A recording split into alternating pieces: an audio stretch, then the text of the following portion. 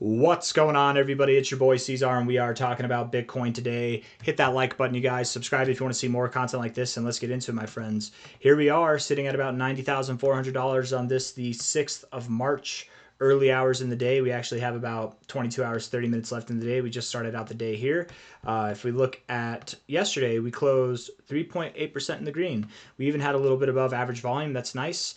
Overall, higher lows to build from. Looking like we're going to go form a higher high. I think this is really good. If we look at this range that we were in over here, I thought this was interesting, and it gives us a little bit of a roadmap as to what to look for, key areas to expect and to look forward to when we break above them. But from a low to a high, we get these fib extensions down that take us right to the golden ratio at the 1,618. The golden ratio itself, that is to a T where we tipped, and we found immaculate support, you guys. It was awesome. It was brutal for the bears, and we love that. If you're a bull, you want it to be brutal for the bears, man. The more brutal, the better. You need that bear blood to sustain you. Not the other way around, right? We don't want to go down. Not only that, but you're actually finding support now. Instead of being deconstructive, you are starting to look constructive. Finding support at the 1,618 and then the 1,414, getting above the 100, getting above the 886. These are all good things. So what we're looking for right now, the next step is to get above the golden ratio, which is at about $96,500. That's a big deal on the fib perspective. Getting above the golden ratio, the 618. Some people might be wondering, they're like, I thought you said this was the golden ratio. It is. The 1,618, it's the golden ratio, it's the golden extension. The 618 up here, it's the golden retracement. It's the same thing. 1,618, 618, it's the golden ratio. Okay, just different aspects of it. But yes, so when you get above this one here on a retracement basis, which is at 96.5K, that is significant on a fib scale, because that tells me that not only are you done going lower, that these lows are real, that you're being productive enough to go higher, but you're likely going to see higher prices than this in a very short amount of time. So on a fib basis, that's a big deal. But it's also a big deal on a kind of sentiment basis. Why? Because we were moving sideways. We were being boring for a long time until we broke out, which is right here at about $96,500. This is when the sentiment, and the sentiment was already fearful here, but it got real fearful on this, right? We saw, and still we're very fearful at level at 30 levels at 30 read on the crypto fear and greed index here on CoinMarketCap. I like CoinMarketCap. I like Binance's crypto fear and greed index also, but I just use CoinMarketCap's. Anyways, no, not the DXY. We haven't gotten there yet. Anyways, I think this would be a big deal because at this point, right, this was the point where a lot of sentiment shifted bearish. So if we get back up here and we still have bearish sentiment, at that point, that is literally certifiable straight delusional denial on the bears' behalf. If we get back above 96,500 and you still believe we're going to go below these lows, at that point, like even now, it's somewhat kind of hard to believe, but you at least have reason to believe it, right? We got lower highs, technically lower lows. Like, sure, this is a momentary higher low, but so are these. You know, I get it. We're still in a downtrend in the daily RSI, right? All these things. But if we get above the $96,500 area where the sentiment shifted and you're still bearish because of what happened here, and we've just retraced all of that, it's denial. It's delusional denial at that point. And hopefully the market sentiment will just slowly start to shift back to the bullish side. But unfortunately, it's probably going to take Bitcoin breaking out to new all-time highs for that to actually happen, to come in full force. Let's look at the 1 hour time frame and see if we can confirm if we're moving up or not. But 96.5K is a big deal. Okay, that's all I wanted to say. Looking at the 1 hour time frame here, it looks very bullish on the 1 hour RSI. I love it whenever you're getting overbought consistently, staying above the 50, staying above the 60. It's beautiful, man. When you get oversold, it's barely. You're getting overbought more consistently, living above the 50 more consistently. We like to see that. So that's good. Yes, you do have lower highs here. Yes, you do have higher highs here. Bullish divergence on the 1 hour. Luckily, is not always the most significant thing because it's the 1 hour time frame. It's not that significant, but yeah, higher high here. That started back here. The way that bullish divergence typically works out is that you move back to where the divergence started, which you already have, and oftentimes you do move through it, which you already have. So I'm expecting that Bitcoin probably moves up, not just today, but probably over the next.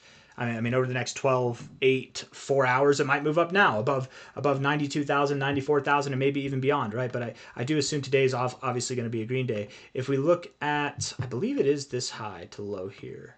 Yes, it is. Yeah, this high to low, you're being constructive as hell on this fib. It's very, very bullish. Anytime that you get above the 382 and you don't go back to the 236, very bullish, you guys. Bouncing off the 0.5, 382 for support, then you come up to the next level, 0.5 for support. Now we're here. If we were to go lower, and I'm not saying we can't go lower, I'm just saying I wouldn't expect that we go below 89.6K. 89.6K, if it were to happen, it would happen either this hour or next hour. It would happen soon. And then after that, just like this low, boom, we move up. Just like this low, boom, we move up. You know, by the end of today, I would expect that we are at least at 92 to 93.4K by the end of today. Now, if we get up here, if we get up to this area and it happens in the next 4 hours or in the next 8 hours, then I would assume potentially by the end of the day, we could see new highs relative to 95K. And today could be the day, you guys, that we close above that magical 96.5K number. If it's not today, I would expect it is tomorrow. So between today or tomorrow, between today the 6th or tomorrow the 7th, it's going to happen within the next 24 to 36 hours is when it's going to happen. I'm in favor of the next, I want to say the next 24 hours. I'm in favor of that because I'm just bullish, you guys, but there's really no way to know yet. We haven't moved higher yet. So let's see how we interact. Of course, if we go below the golden ratio, which I don't think that we're going to go below 89.669K, I don't think we go below there, but if we do, I would assume this low holds. And if we don't hold that low and we go lower, okay, c'est la vie, you guys. We're going to go back down to the 382 and likely find support there. But even if any of these targets don't hold and our worst dream is realized, our worst nightmare is realized, and this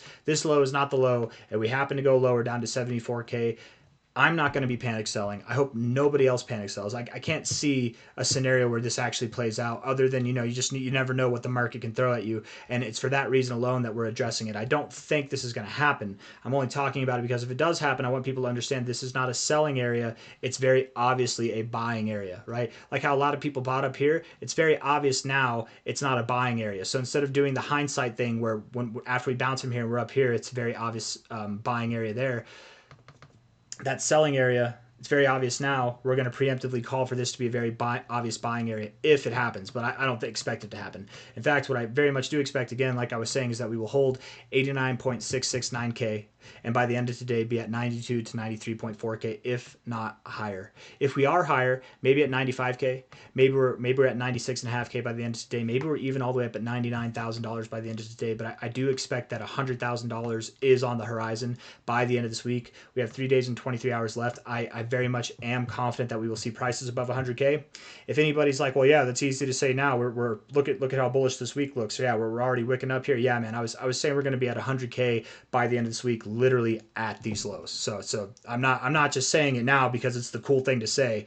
You can go back and check that day. I literally had a video going on while the low is in place, calling for the same things that I'm calling for now. It doesn't matter if we're going up. It doesn't matter if we're going down, right? The narrative, the media narrative doesn't affect my emotional capacity, right? Or it might to some degree, but I don't let it or allow it to affect the TA, the charts, what we're seeing here, right? And I very much do expect that we're going to move up in a very short amount of time. Once it comes to 96.5K breaking, at that point, we're looking for new all-time highs, right? The new all-time highs that we're looking for are anywhere from about 119.7K to 134K. Now, I don't hear too many people talking about this, but by the end of March, you guys, this is our target area, and I'm very confident we will be above 130K by the end of March. I don't hear too many people talking about that, but it is March 5th now. Oh man, I need to do a March analysis video, don't I?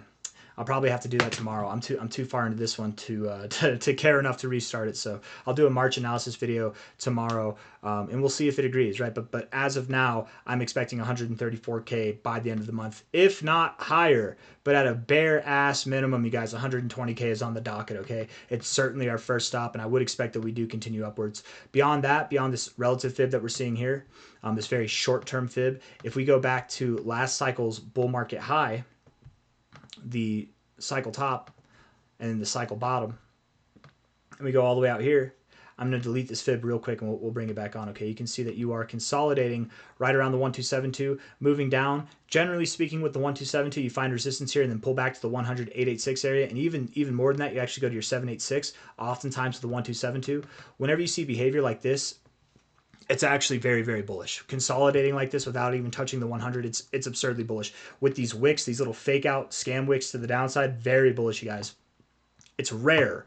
It's very rare in circumstances like this that when you do move up, that you stop anywhere below the golden ratio. It's very rare. And I'm just telling you, as somebody who's been doing technical analysis for almost 9 years now, who uses the Fibonacci retracement and by default the extensions as well as my bread and butter to my analysis, I'm not saying this just as a clickbaity thing, right? This is real. Anytime I've seen this happen over my time doing TA, we don't stop at the 1 for 1 for. If we do, maybe it's like a momentary stop, but overall we move up, right? Like in the same way that maybe probably not even that as a good example. Really, we wouldn't stop like this even. We wouldn't have any stops at all, not on a weekly basis. We would just genuinely move up to the 1618, right?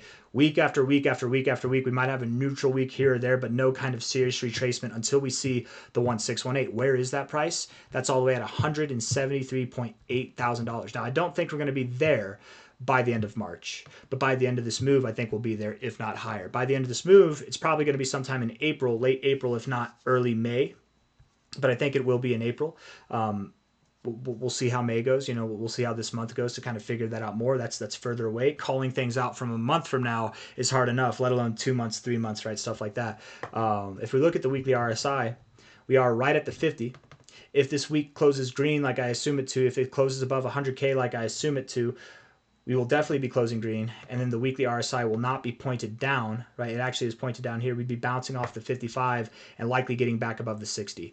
Anytime that you're overbought and you don't go below the 50, or you bounce off the 50, you bounce off the 60, whatever, off of these areas, it's during very, very bullish situations. And I would expect that the next move up, it's the same thoughts that I've had since we started this consolidation phase, that this next move up would be bigger than our last move up. Now, what was our last move?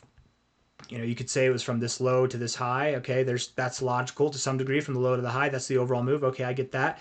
I would say the move started here. This was the move, and then it ended here, right? It continued going up, and it was from a lower price, of course, but this is where I would say it started. Whenever it's all said and done, we might say the move started right around here. You could argue that it was from these wicking lows, but I would argue that it probably starts. It hasn't quite started yet. When this move gets going, we will likely move at least up to 134K in a very, very short amount of time, okay? And when that happens, I would expect that it's a bigger move than the last one. What does that mean? I don't know. If it's at 134K, that just means that it's going to be bigger than that. That's all that we have from there, right? The reason why I think it's going to be bigger is because of the readings we're seeing in the RSI. Generally speaking, your moves do get bigger as you see progressive, continued iterations in the overbought zone. And if we see this here, this is a good example. Actually, hopefully I'm not eating my words on this. We'll see. If I am eating my words, whatever. But yeah, we look at this here, right? You got overbought, and then you came out of the overbought zone, and then you got back into it. Which one was the stronger move? This one was the stronger move. Absolutely it was, you guys. Look at that, right? Let's get an info line on here so it measures from a, I would say this move actually started here, and it ended there. That was 7 days, or no, sorry, 7 weeks, 124 pixels. This move here started here, but maybe we could say it started here, whatever, and then moved all the way up here. That was 5, and it was 132 pixels. So it was bigger distance-wise, and it took less time. This was the more robust move. This is the kind of stuff that we have to look forward to. And I'm going to take it a step further than that even. I don't think that this move is just going to be bigger than the last move we saw. I think this move will be the biggest move that we've seen this entire bull cycle, which is exactly why I think, and I am assuming, I'm probably the only person on YouTube calling for $173.8 thousand by the end of April. And if we're not there by the end of April, we're going to be damn close to it, you guys. Very, very close to it. That's my assumption. We'll see how it goes. We'll see how that analysis holds, but that's my prediction, at least for the long term. At any rate, I think we're moving up today. I assume today will close green. I assume that today will potentially be the day that closes us up above $96.5 thousand. If not, certainly we'll be on our way there, and I would assume that tomorrow would be the day, today or tomorrow. By the end of this week, reaching for 100,000, if not actually breaking above 100K, which was my call from the beginning of this week. It's my call now. I'm sticking with it. And if we don't hit 100K, I would assume, again, that we're going to be very, very close to that. I've got nothing else to say. If you guys like the video, hit the like button. Subscribe if you want to see more content like this. There's all kinds of bullish things going on, you guys. There really is. If you're bearish right now, you are reading too much into the media, is my thoughts, right? And the media is not there to help you guys. The media, if you think the media is there to help you in this game, you're probably new. You probably don't know what avenues, what resources to look for as far as research goes. So you just trust the media, and that's bad, because the media is not here to help you. It's here to inform you, and that's not the same. They're here to inform you, to charge you emotionally, to charge your brain and make you think that whatever they want you to think is happening. That Bitcoin's going to zero. That Bitcoin's flying to the moon. We have a strategic reserve, and it lied to you on both days, back to back. You know what I mean? It's not there to help you. In fact, you might be better off in these scenarios when you see bullish things come out, not when the news comes out, or not when the story comes out, but when the news event happens, like the White House Summit, the Crypto White House Summit. I'm assuming we'll pump into it, and then we'll have the White House Summit on Friday, tomorrow at whatever time. What time is it, Grok? When is it going to be? It's at 1:30 p.m. Eastern time, so that'll be tomorrow. We might have a little sell-off, or maybe not, man. Maybe we'll just pump right through it, but I wouldn't be surprised at all if tomorrow promoted some volatility. And then here we had the tariff news, and then the next day we literally started moving back up again, right? We're above these lows. We're eating this move up already, and by the end of today, we will likely be above this area. So negative news in a bull market is a good thing. Positive news in a bull market generally is a good thing too, but oftentimes can promote a selling event as well. The news is not there to help you. The media is not there to help you, right? And as soon as you figure that out, you'll be in a better position, at least from an emotional standpoint. You'll see things that would normally scare you, narratives that would normally scare you, and you'll just think, that's not a big deal. Who cares? Nobody really cares, man. Nobody cares. The tariff stuff, that was big for a day. Here we are 2 days later. Nobody cares. No. If you care still, I think you're really, really, really hoping that you can get some cheaper cryptos. That's really what I think is going on. I don't think you actually care. I think you're just hoping that it sends the prices down so you can get in and take all the money that you have sidelined and get into the markets. This is not financial advice. I'm not your financial advisor. But if you have money in the sidelines and you want to invest in crypto, now is not the time to dick around. You need to park it somewhere. Okay, you need to get into crypto right now. We are moving up throughout the whole damn month of March. We're going to move up throughout the whole damn month of April and probably even beyond that. You need to get your attitude right and get into the markets. Get your money right, get into the markets. Scrape together whatever you can. People ask me all the time. They're like, what's a good amount of money? Oh, I can't invest in crypto. I don't have enough money. What, you don't have $100? You don't got $20? Something, man. Like what? If you don't have a lot of money, then if you could turn $20 into $40, that's probably going to help you. If you don't have a lot of money, if you have $100 to scrape together, you could turn it into $200. That can help pay for bills. That can help pay for groceries. Like, what do you mean you don't have enough money? Whatever you can scrape together. If you can't scrape things together, you've either got to be a slave or you've got to be living a lifestyle that is not suitable for somebody that can actually sustain. Right? You need to get whatever you can and put it in the crypto markets now. That's my opinion. That's not financial advice. I'm not a financial advisor, but that's my very strongly opinionated opinion. I got nothing else to say. Hit the like button, subscribe. I'll see you guys on the next one. Take care. Bye-bye.